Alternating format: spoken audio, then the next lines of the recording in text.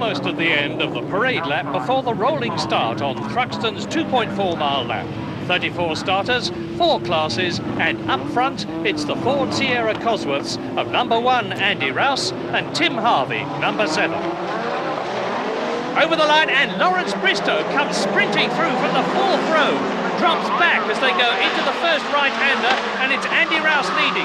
Chris Hodgetts in 2nd place, Harvey with him, and Dave Brodie up into 4th position, up to the complex.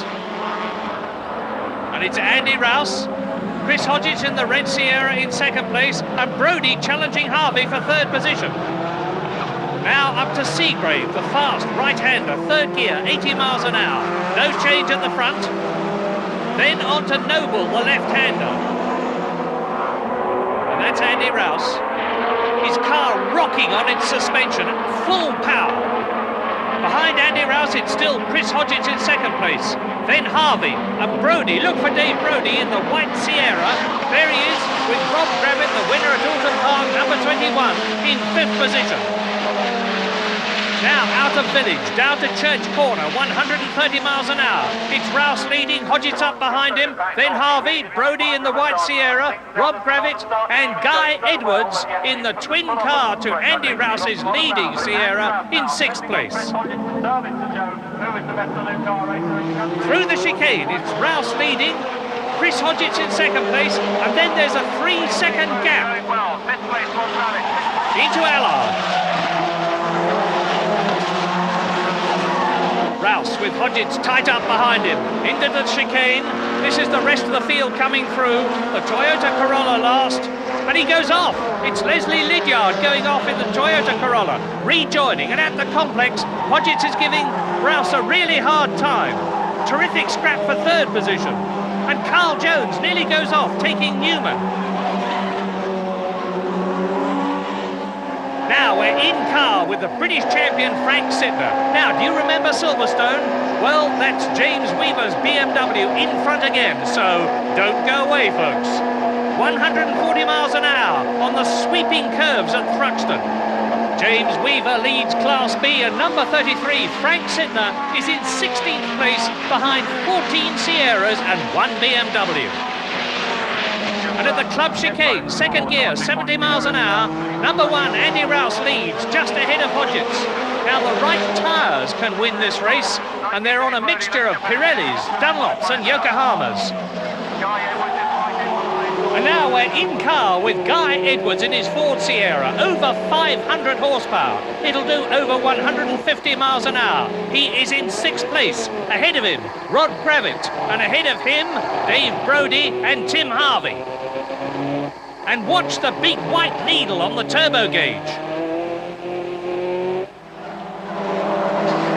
Andy Rouse leads, edging away from Chris Hodgetts. Absolutely flat out. Behind Hodgetts, Brodie is up into 3rd position. Brodie in the white Sierra is up into 3rd, ahead of Harvey 4th, Gravett 5th, and a terrific scrap between Edwards and Bristow. There they are for 6th position. And this is Guy Edwards, 140 miles an hour. He's catching Rob Gravett. Easing up alongside the red and white Sierra. He's going to take him at the chicane. No, he's not. Gravett moves across, takes the racing line, goes into the right, into the left. It's Hodgetts 2nd, Brodie 3rd, Harvey 4th, Gravett, Edwards, Bristow, and just 5 seconds covering the first 7.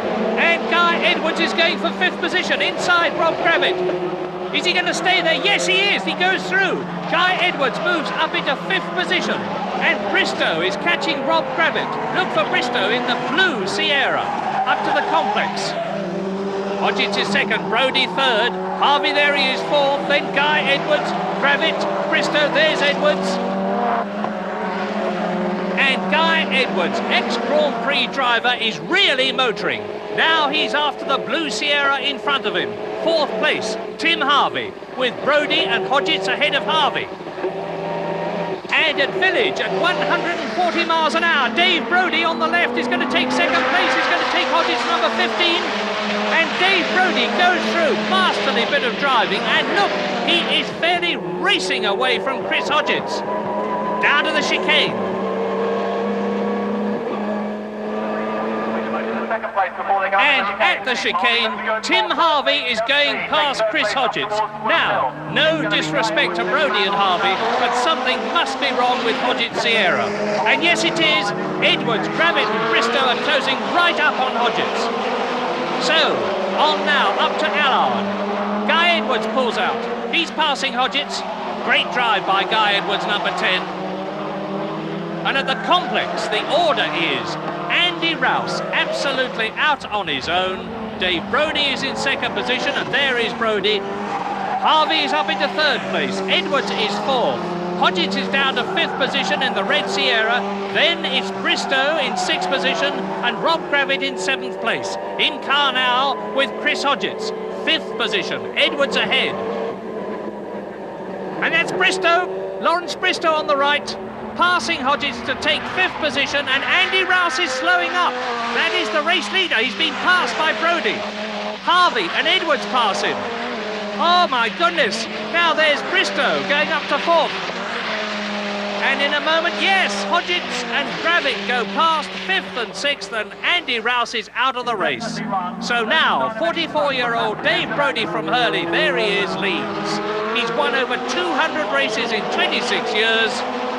And Harvey and Edwards, second and third, and Guy, we're with him now, is really on his way. Allard corner, 100 miles an hour. He's catching the British sports car champion, Tim Harvey. Look at that turbo gauge. Into the complex, right up with Harvey. And Harvey's teammate, Lawrence Bristow, in the second blue Sierra, is catching Guy. He's made a fine recovery after a jump start.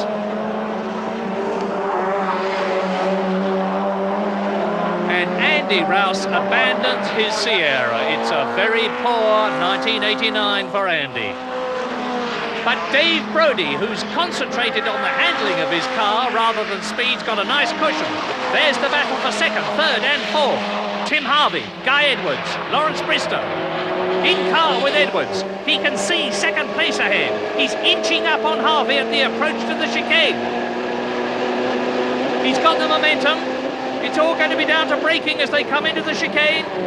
Guy Edwards is going through, but he's lost it. Look at the steering wheel. Guy Edwards goes sideways. Harvey goes on. Bristow moves up into third position. Guy Edwards goes down to fourth, and that will surely have rooted his tyres. And now, number 10, Guy Edwards, down to fourth position, is chasing Lawrence Bristow. And back at the chicane, the class-leading BMWs are at it again. Number 32, James Weaver, leads Class B. He's just ahead of his teammate, Frank Sytner. They're 12th and 13th behind David Pinkney's Pink Sierra. At the complex, Silverstone ended in harsh words when Sytner rammed Weaver, and he's very close to James again.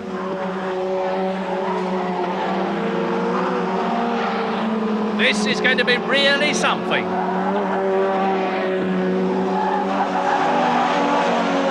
Sytner edging up to Weaver all the time. They've both got to take Pinkney's Sierra. And there's a resigned-looking Chris Hodgetts, who could have won here, just as he could have won at Silverstone. And it's obviously an engine problem that's taken the ever-cheerful Chris out.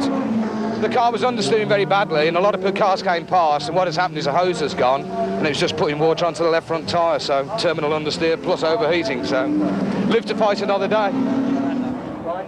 And there's a fighter in the third of these three cars. Championship leader John Cleland from Peebles in the astounding 220 horsepower Vauxhall Astra. 18th in the race, way ahead in his class and passing John Morris's BMW. And this is the car that's going to be very difficult to beat in the overall championship. It goes like smoke, and John won the brutal Thunder Saloons Championship 3 years running. But he's waving people through. He's waved the BMWs past. And I think I spoke too soon. He's slowing down.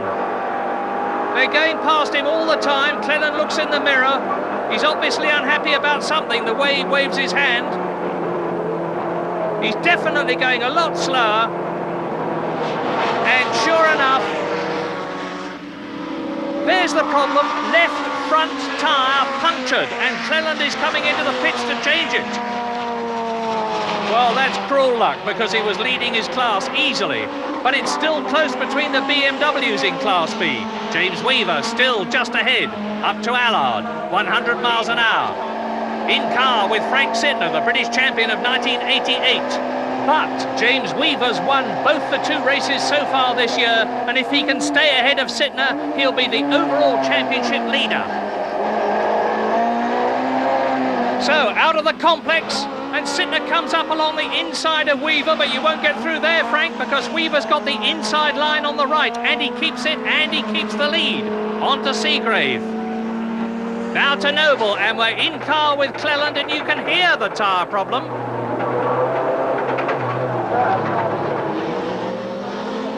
Coming out of the chicane as Cleland clears it, Tony Crudgerton spins. And Crudgerton has already put up the fastest lap in Class D in his Toyota Corolla, 96 miles an hour, rejoins the race. And Guy Edwards spins in 4th position. And I suspect that his tyres are shot after that problem earlier on. Now, this is an in-car replay with Guy Edwards into the chicane. Bristow and Harvey ahead.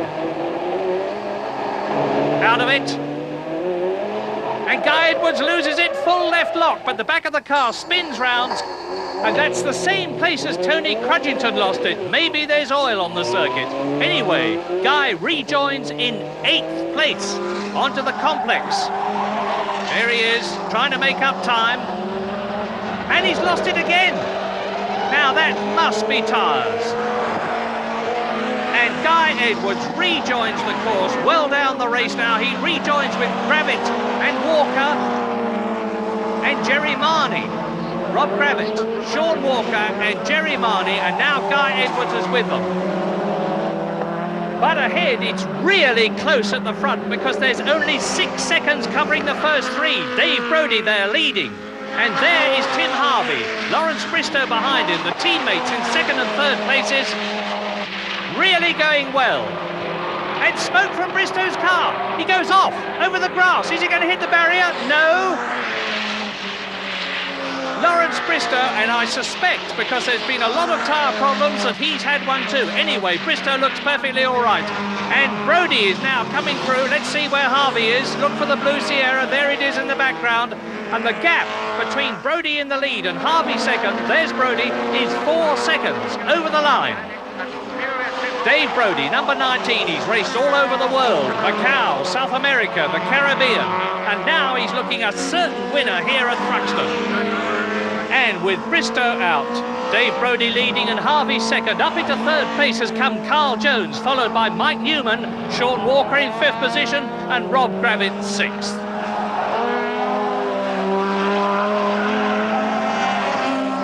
But here's the BMW brawl in Class B. Weaver, number 32, still leaving. Sytner right behind him. Out of the chicane, 70 miles an hour, up towards Allard. Now, can Frank Sytner do anything about catching and passing James Weaver? Let's look back from Weaver's BMW at Frank Sytner. Fearless Frank is charging. New class lap record, 101.1 miles an hour, and it's brought him right up to the boot lid of Weaver's BMW. And Frank's in the spare car. He rolled his race car at over 100 miles an hour in practice. So this is a really terrific drive. Frank drops back a bit there, but no doubt he'll be right up with us soon. He's closing on the right-hander. Now they're going to the fastest part of the course, nearly 140 miles an hour in these 2.3-litre, 320 horsepower, 4-cylinder BMWs. Coming down to the chicane. They've got to go right down through the box into 2nd gear. Brake very hard indeed. Is Sytner going to try for it at the chicane? He'll have a job because Weaver's got the inside line, and that's the one that matters. Right. Left, Sytner can't get through there. Now out to complete another lap. Up to Allard. On come Weaver's brake lights, just a little dab. Up to the complex again. Campbell is the right-hander. Into the right-hander now. And there's a gap. And there's contact. Take that, James. And he almost spins. But Weaver still leads Class B. He's had a tremendous clout on the left-hand side of his car, and that's where he's sitting, and again Sytner is trying. And this time he goes ahead, but not for long, because Weaver is back again into Noble at over 100 miles an hour. And here is a replay. Let's see what happened. Sytner tries to take Weaver on the inside, hits the BMW hard. Weaver recovers magnificently, gets back onto the racing line and holds the lead. And up ahead, Gravett and Marnie are battling for 6th position, and we are with Jerry Marnie. He's going for the place as they come up to the complex. He's through on the inside, Gravett on the left. Gravett retakes the lead because he's got the inside line at the left-hander, and he'll keep it at the right-hander, or will he? Yes, just chops across the front of Marnie's car.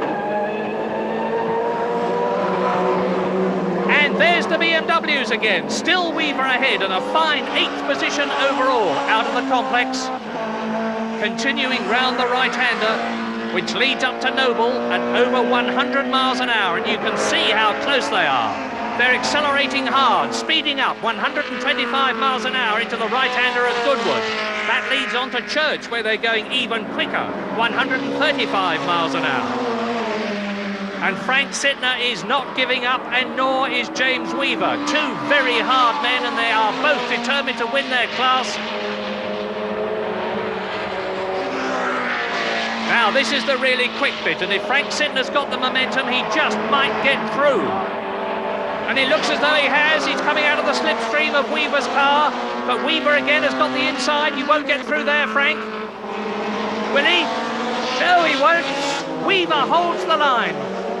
Sytner has to go wide, tuck in behind the white boot lid of Weaver's BMW, and once again, James is leading as he crosses the line. Brodie ahead overall. Harvey, Jones, Newman, Walker and Gravett is the order. Now, James Weaver has 19 points overall in the championship. Sytner, that we're riding with, has 7, and it's 9 points for a class win. Up to the complex again. And Sytner's done it again. He pushes Weaver off and takes the lead. Now, was that fair or foul? Well, there'll be a tense atmosphere in the motorhome after that, no doubt about it, because Frank Sytner is well away now, and I don't think that Weaver's going to catch him. This is the last lap for Dave Brodie. Almost home for a great win, his first since 1985, with a new lap record, 105.2 miles an hour, and that would make it 3 different winners in 3 races in the championship. Frank Sytner is undoubtedly going to win Class B. He's only got to complete the lap, but what about that passing manoeuvre? Well, you judge. Sytner tries to take Weaver on the inside. Weaver's got nowhere to go except off the course, but that gave Sytner the class victory. And here he is, almost home at the end of the lap, with James Weaver coming in second in the Class B. There he is, 32, but Dave Brodie's race with Tim Harvey in second position. And there's Dave, his distinctive black helmet.